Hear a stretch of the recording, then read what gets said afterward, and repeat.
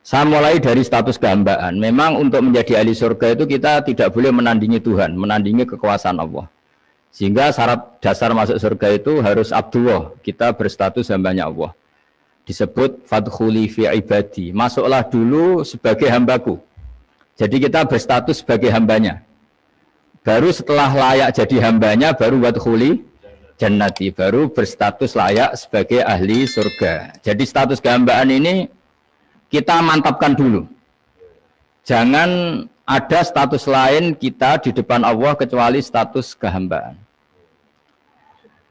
Saya punya analogi dan itu saya ulang-ulang karena di antara ciri Quran itu mengulang-ulang sesuatu yang harus jadi pegangan. Saya ulang lagi, di antara ciri Quran itu mengulang-ulang sesuatu yang jadi pegangan.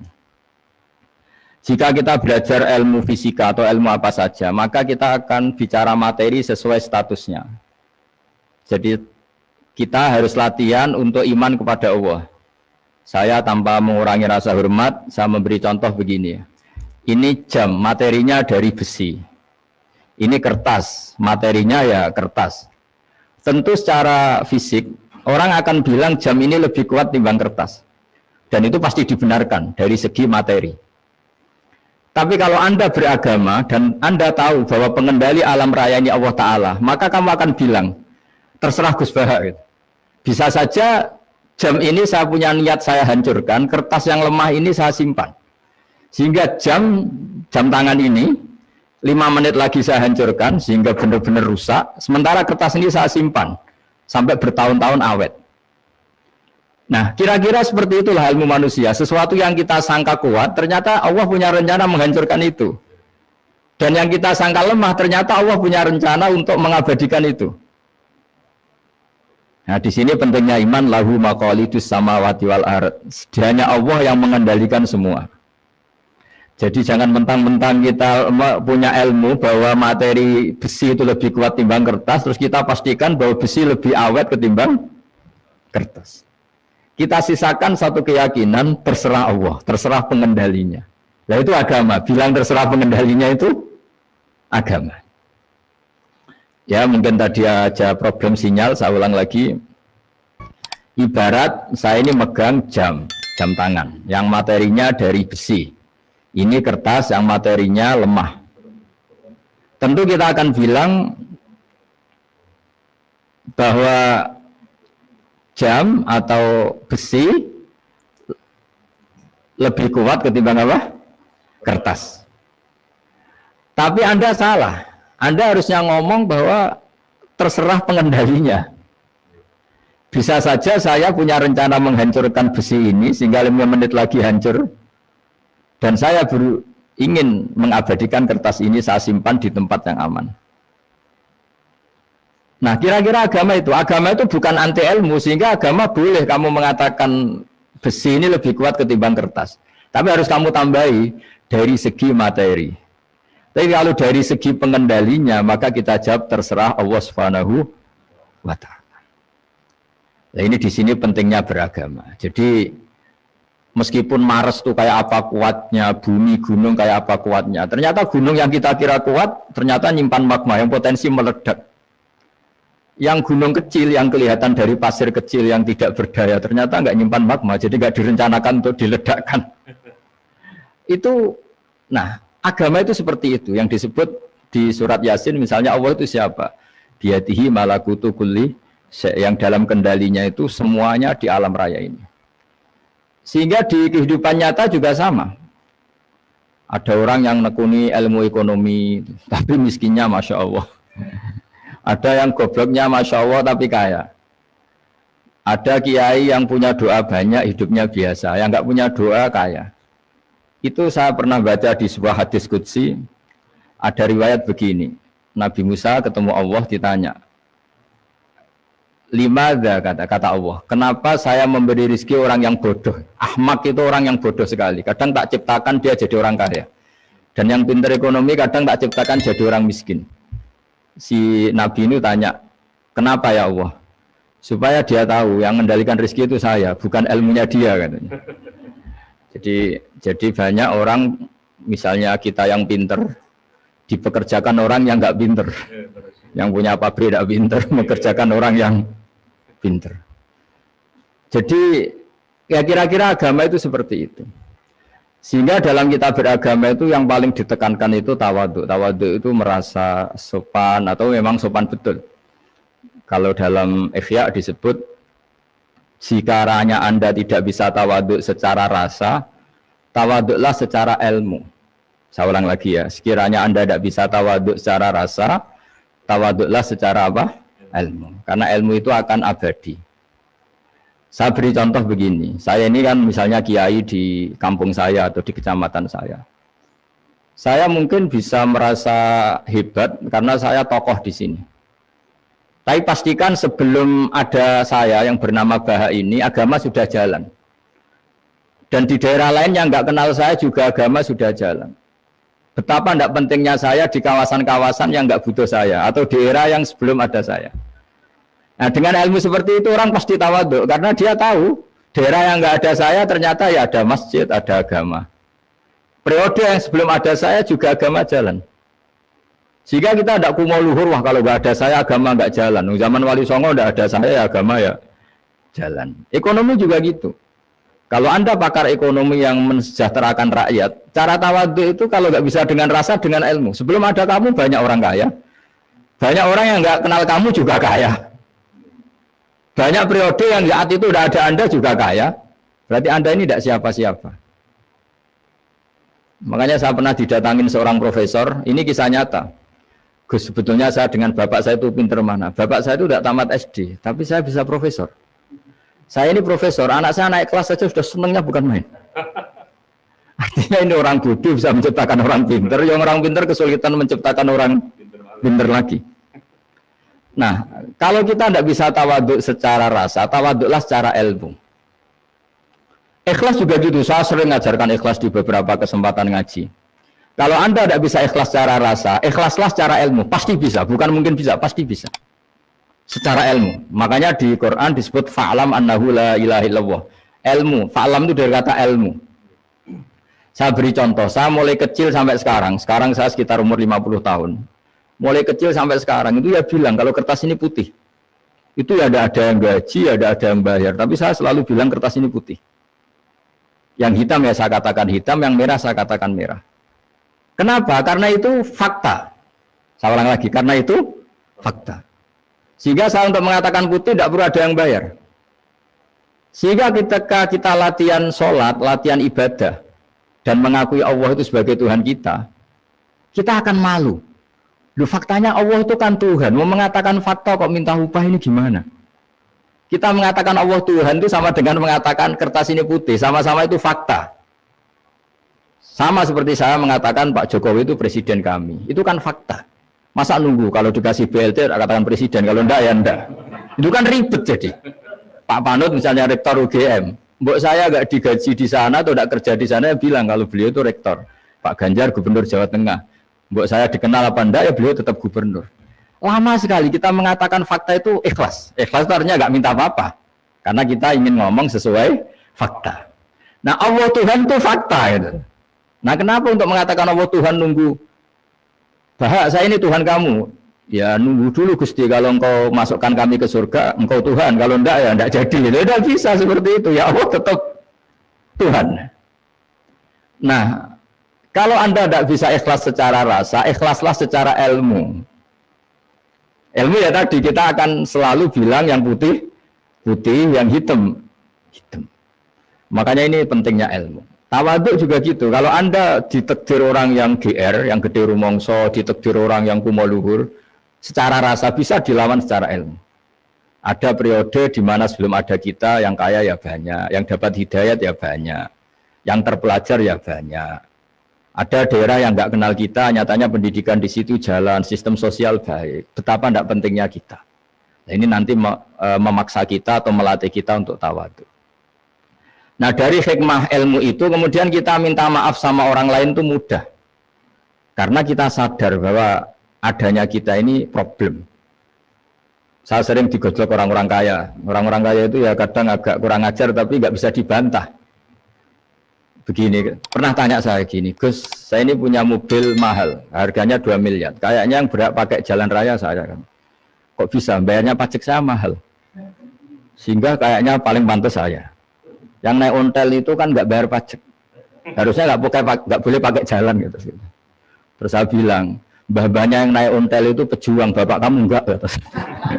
Kamu nggak warisnya. Artinya ada teori dalam kitab hikam itu kitab tasawuf dalam pesantren, itu kebaikan saja di soal. Misalnya begini, kita ini bangga sebagai urip yang tertib, hidup yang tertib di kantor, di tempat-tempat pekerjaan. Tapi kalau itu semua terjadi, kalau ada kecelakaan di jalan itu nggak ada yang nolong langsung. SAR paling efektif, tim penolong paling efektif ya orang-orang nganggur itu. Orang-orang yang di jalan-jalan di perapatan itu kalau ada kecelakaan langsung nolong.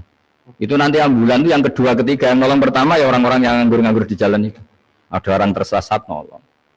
Maka ketika seorang sahabat tanya, ya Rasulullah, kalau engkau melarang kita jagongan di jalan itu kita tidak bisa. Tapi kata Nabi, ya silahkan saja, tapi adu haqqat thoriq, hak kamu di jalan itu datangkan. Apa itu? Ya kamu bisa amar ma'ruf nahi mungkar. Coba kalau di terminal, di tempat publik banyak orang yang soleh, itu nanti copet ya sungkan. Yang mau jambret ya sungkan, karena yang di situ orang-orang soleh. Nanti yang enggak sholat juga sungkan, karena yang di situ banyak yang sholat. Jadi kenyamanan orang pergi jauh di tempat-tempat sepi itu ya barokahnya orang-orang nganggur terus ngaji, wah nengkono masih rame, ada orang yang di perapatan, di pertigaan. Bayangkan kalau ini orang-orang soleh, pasti itu nyaman, karena wilayah publik dihuni orang-orang yang soleh. Tapi orang pasti bilang itu nggak tertib. Kita inginnya hidup ya tertib di kantor atau yang suka di masjid, di masjid. Tapi kalau itu terjadi, itu nggak ada tim SAR gratis yang setiap saat kalau ada orang kecelakaan nolong. Makanya dalam makalah hikam itu paling masyhur diantaranya itu, manusia itu siapa? Manusia itu mangkanat mahasinuhu masawiyah, fakih falatakun masawihi masawiyah. Manusia itu orang yang saat baik saja ada salahnya, apalagi pas salah. Jadi kalau kamu punya toko, lagi laris, dan saat laris itu Anda ngerumat keluarga Anda melakukan kebaikan pada keluarga Anda. Pasti ada toko lain yang termahjubkan, yang tersingkirkan. Makanya saya pernah diskusi sama kiai besar, guyonan sama saya. Kita kalau kiai besar sebaiknya kalau diundang di musala kecil datang apa enggak? Kata kiai yang satu, jangan datang Gus, itu jatahnya kiai kecil. Terus kata yang satu, datang Gus sebagai bukti tawaduk bahwa kita kiai besar pun mau diundang yang kecil. Akhirnya kita ini ya kadang datang kadang enggak, karena kadang kita enggak datang supaya jatah rezeki kiai kecil enggak terambil. Kadang dia mau datang supaya dikira tawaduk. Makanya kalau seorang profesor sering terubah di bawah itu ya kasihan yang S1, SPDI itu kan nanti nggak jadi bintang kalau profesornya sering turun. Kalah terus gitu. Jadi kadang-kadang itu orang itu harus berpikir secara ilmu, jangan rasa terus. Jadi itu ilmu. Jadi semua yang kebaikan yang kita lakukan itu secara ilmiah bisa diperdebatkan. Ada orang senang ngomong serius supaya bangsa ini maju. Tapi bapak saya itu pesan saya, kamu kalau nyai itu jangan sering ngomong serius kan. Masyarakat sudah capek mikir utang, mikir keluarga. Udah gitu sowan kiai dijak ngomong serius lagi nanti capek kan. Sehingga kiai dulu itu kalau ketemu orang ya guyon terus. Karena tahu masyarakat sudah capek, sudah banyak yang takut tanggal kredit gitu. Sudah takut tanggal kredit, takut problem sowan kiai diancam neraka lagi itu kan ketakutan berkali-kali. Jadi makanya ini kan kebaikan itu dievaluasi karena kita tidak nabi, tidak wali. Jadi kalau kata hikam itu apa yang Anda kira baik itu ada masalah, apalagi sedang masalah. Saya sering cerita ada orang suami istri harmonis sekali. Itu tanyakan ibunya, pasti mulai nggak peduli dengan ibunya karena terlalu harmonis dengan istri. Oh, itu pasti bukan mungkin lagi. Jadi jangan tanya istrinya, tanya ibunya. Oh, jok nikah lupa saya, ngalor gitu sama istrinya. Tanyakan temannya, wah itu jok nikah lupa temen. Tapi yang baik sama temen, tanyakan istrinya, jatah belanja untuk ngopi. Ya begitu terus itu. Jadi siklus sosial itu, nah di sini pentingnya saling minta maaf, karena dalam kebaikan kita pasti ada kesalahan. Ketika karir kita baik di pemerintahan maupun di kampus, pasti dengan sendirinya ada yang agak tersingkirkan. Meskipun itu sudah hukum alam, tapi apapun itu kita harus minta maaf.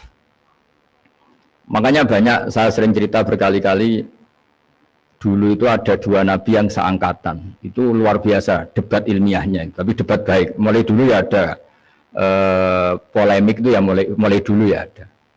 Yang Nabi Yahya itu suka berkawan orang-orang soleh. Kalau ditanya kenapa kamu berkawan orang-orang soleh, ya enak lah, karena berkawan orang soleh. Yang Nabi Isa sering berkawan orang-orang yang nggak jelas. Ditanya kenapa anda suka berkawan orang-orang yang nggak jelas? Innama ana tabibun udawil mardo. Nabi dan kiai itu ibarat dokter, ya tentu menyembuhkan yang sakit. Kalau anda seorang dokter pasti neliti daerah-daerah pandemi, masa neliti daerah sehat? Nah, jadi dulu bapak wasiat ke saya gitu, gue nak jadi kiai kayak bengkel, jadi kiai itu kayak bengkel. Kalau nggak siap dadanya orang nggak jelas ya jangan jadi kiai kan. Itu ya, tapi kan masalahnya kita sendiri solehnya pas-pasan, takut terkontaminasi. Jadi yang jelek bukan jadi baik, kita yang baik jadi jelek. Nah itu kan mulai dulu ya polemik, sejauh mana kita punya kekuatan untuk tidak terpengaruh yang negatif. Yang negatif terpengaruh kita menjadi positif. Jadi ini cerita-cerita sawalan bahwa dalam kebaikan kita itu ada kesalahan. Maka kita tetap istighfar, tetap saling minta maaf. Dulu bapak saya kalau diceritain ada seorang kiai sampai sepuh jadi imam masjid, istiqomah sekali. Dulu bapak saya itu guyu. Ya istiqomah, tapi orang dia terus saya jadi kader. Jadi calon-calon kiai ini sudah putus asa karena nggak pernah punya kesempatan jadi imam. Jadi dibalik istiqomah itu ya ada memahjubkan orang lain. Makanya alhamdulillah di Indonesia itu ada pegawai pensiun. Kalau enggak habis itu. Karena yang anyar-anyar itu mesti ini kurang pengalaman, ini kurang senior. Tapi baru kan ada pensiun kan gantian. Tapi masalahnya di dunia kiai itu tidak ada pensiun. Tambah sepuh tambah mantap, tambah sepuh tambah mantap. Nah itu sebaiknya ya mulai mundur-mundur sedikit dari imam masjid gitu. Ya nyari-nyari yang lain lah supaya ada kaderisasi, ada. Jadi intinya itu di balik kebaikan yang kita lakukan pun itu ada masalah sehingga kita butuh istighfar. Di sini pentingnya dawuhnya para wali-wali, dulu ada istilah wastighfaruna yahtaju ilal istighfar. Ketika kita minta maaf, sebetulnya minta maaf sendiri itu butuh minta maaf lagi. Minta maaf lagi itu butuh minta maaf lagi. Misalnya saya dengan Mas Silmi ini akrab, pernah pakai uangnya misalnya. Itu kadang kita bayar itu malah tersinggung, kok kayak orang lain saja bayar. Minta maaf juga gitu, kalau kamu punya teman akrab, terus minta maaf resmi itu tersinggung. Kayak wong liya itu sepuro. Jadi kadang di sepuro itu malah masalah. Itu kan sama, kamu punya teman akrab terus kalau mau main, assalamualaikum, sakit masuk nopo boten, angsal boten, boleh nggak main? Itu mesti teman kamu tersinggung. Kok kayak orang lain saja. Artinya ketika Anda merasa benar karena protokoler ketika masuk ke teman, ternyata itu salah. Teman kamu maunya nggak protokoler karena sudah akrab. Tapi ketika kita merasa akrab, ternyata selonang-selonang dianggap problem, kita tidak pernah tahu. Nah di sini kata ulama-ulama, minta ampun itu kebutuhan manusia, karena dalam kebaikan kita pasti ada kesalahan. Makanya disebut wastighfaruna yahtaju ilal istighfar. Kita selalu diajari Rabbana dzalamna anfusana, ya Allah, kita ini selalu mendolimi diri kita sendiri. Jadi saat kita baik pun ada unsur kesalahan. Yaitu tadi, kalau Anda jadi orang pasti ada yang termahjubkan.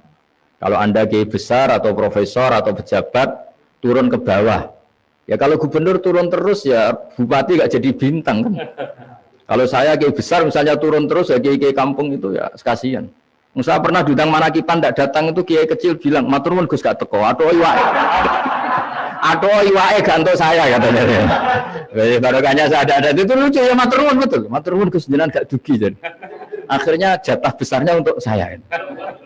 Nah tapi yang punya rumah komplain, Gus tak udang ratau teko pepe aku wong cilik. Aduh.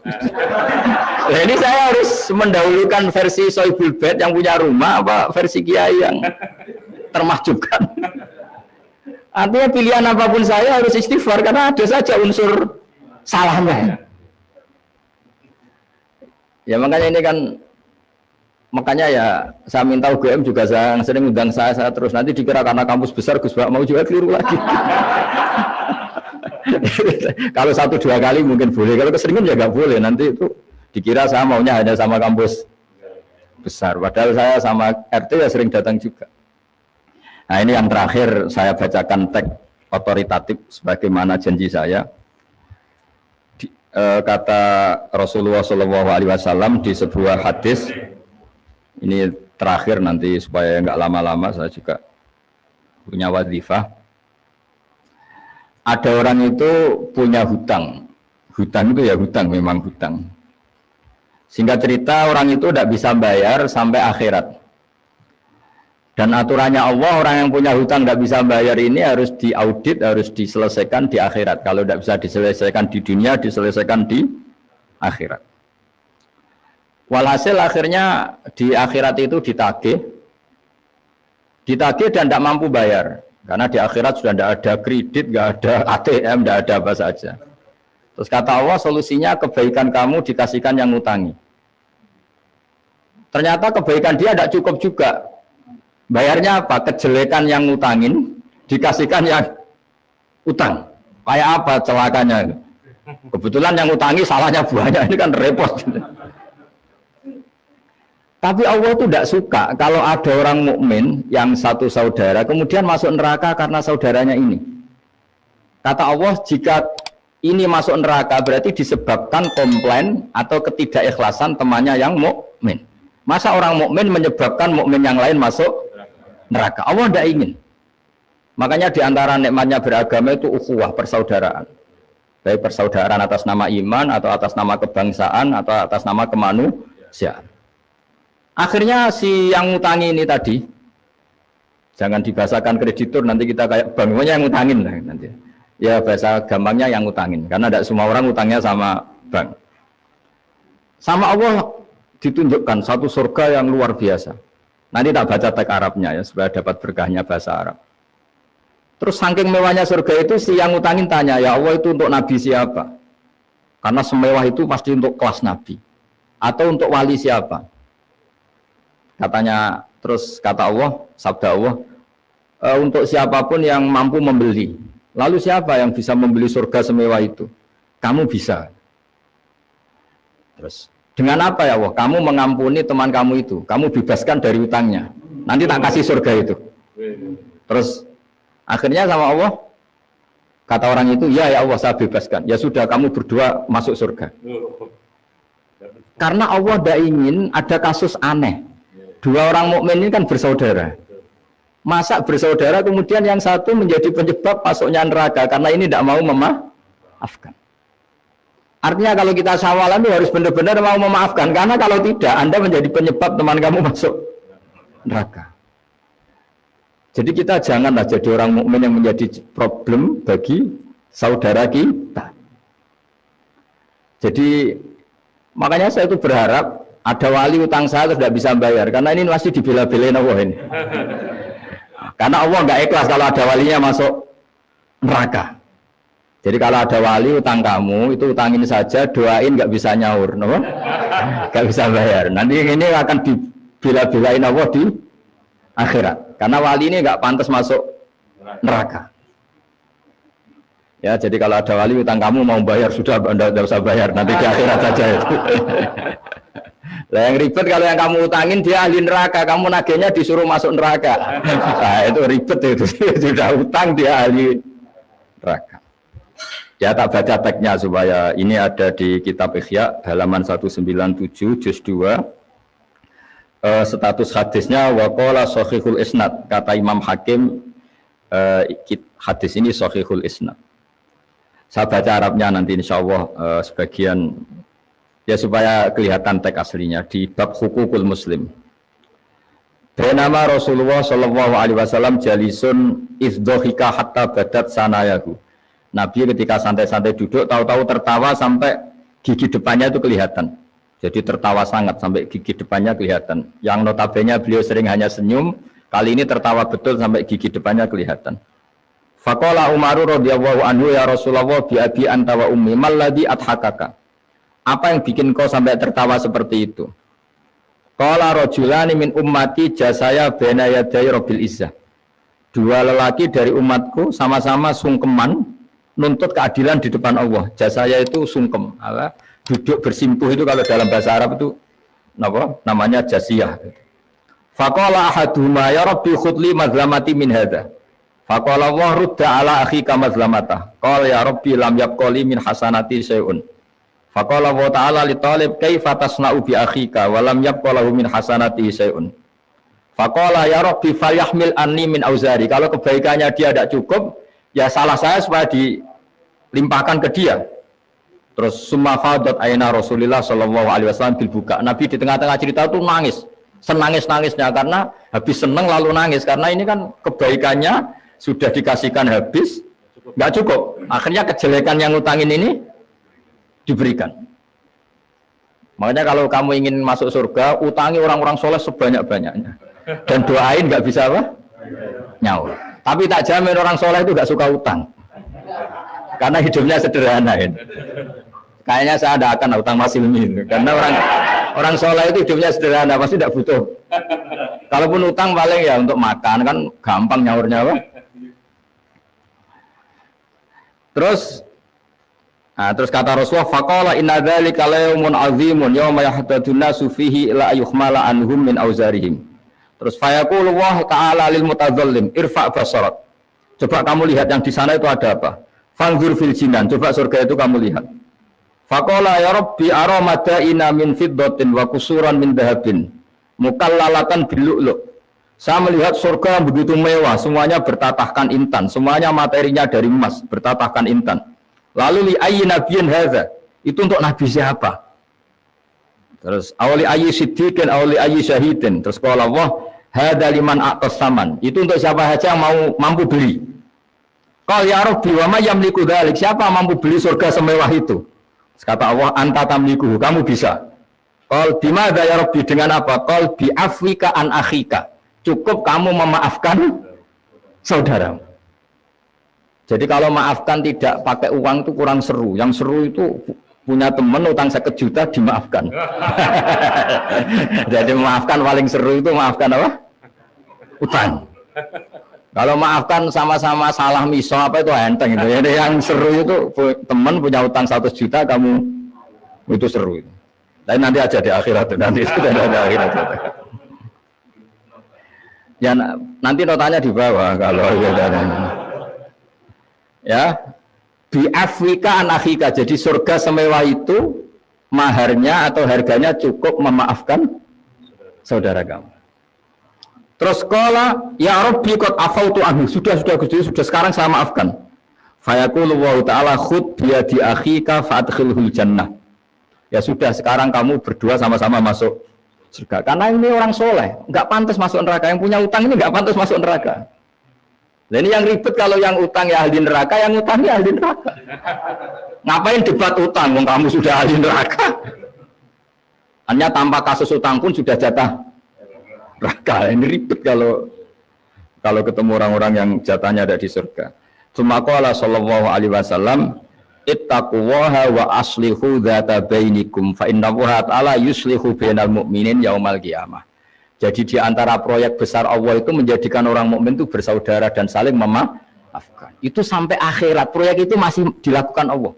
Maka ketika di dunia kayak sawalan ini usahakan saling memaafkan karena keinginan Allah sampai akhirat pun seorang mukmin itu saling memaafkan.